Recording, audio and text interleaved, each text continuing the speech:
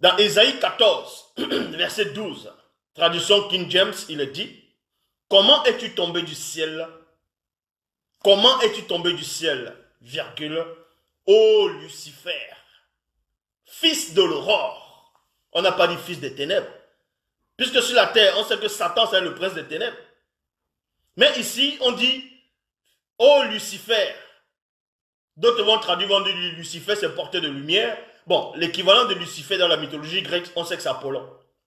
Bon, ô Lucifer, fils de l'aurore, comment es-tu abattu à terre, toi qui affaiblissais les nations? Traduction Abbé Filion, comment es-tu tombé du ciel, Lucifer, toi qui te levais si brillant du matin? Point d'interrogation. Bible de Jérusalem. Écoutez maintenant la révélation. Tous ces moutons-là qui disent, oh Jésus, Jésus le matin, Jésus à midi, Jésus le soir. Ils disent que Jésus c'est Dieu qui remplit trois fonctions, le Père, le Fils, le Saint-Esprit, la théophanie, n'importe quoi. Vous ne savez rien. Bible de Jérusalem. Comment es-tu tombé du ciel, virgule, étoile du matin, fils de l'aurore, point d'interrogation. Satan ici, avant de chuter, Satan ici, déjà quand il chute, on dit de lui qu'il est l'étoile du matin. Satan est l'étoile du matin. Je dis bien, Satan est l'étoile du matin. Dans la Bible, quand on dit étoile du matin, ça n'a rien à voir avec les étoiles de l'univers, qu'on voit les étoiles qui brillent. Les étoiles du matin ici, c'est une catégorie d'esprit dans le grand ordre des choses. Parce que quand vous lisez dans Job, chapitre 38, au verset 1, il est dit, l'Éternel répondit à Job, du milieu de la tempête, il dit deux points. Donc dans Job 38, au verset 1, on vous dit, selon la Bible actuelle classique, que l'Éternel a répondu à Job. Du milieu de la tempête, point, il dit deux points. Dans le verset 7, on dit, tandis que les étoiles du matin. Donc, dans Ésaïe 14, 12, on dit que Lucifer, c'est l'étoile du matin.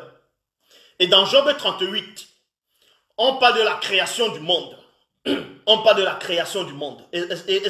Écoutez attentivement. Dans Job 38, on parle de la création du monde, de l'univers. On parle de la création de l'univers.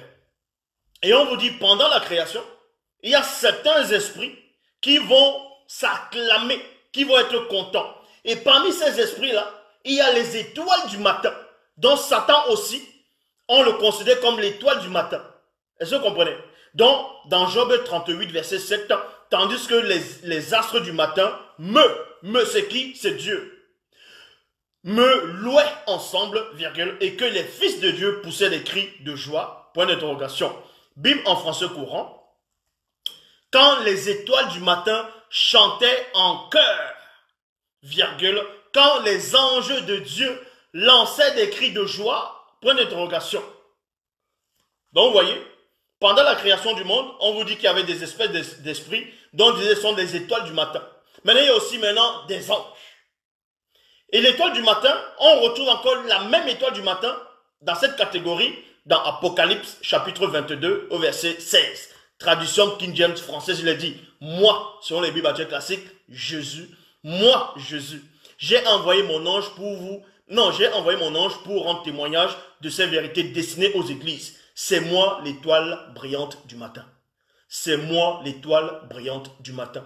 Donc, vous voyez, selon la Bible actuelle, votre Jésus dit qu'il est l'étoile brillante du matin. C'est pour ça que dans Ésaïe 14, verset 12, Bible parole de vie, il est dit, comment est-ce possible? Point d'interrogation. Toi, l'étoile brillante du matin, virgule, tu es tombé du ciel. Donc vous voyez, quand on me dit que c'est Satan qui est derrière ce personnage de Jésus, vous pensez que je suis fou? C'est Satan qui alimente ce personnage de Jésus. Parce que ce soi-disant Jésus se découvre ici, là. Il montre lui-même, selon les Bibles actuelles classiques, que c'est Satan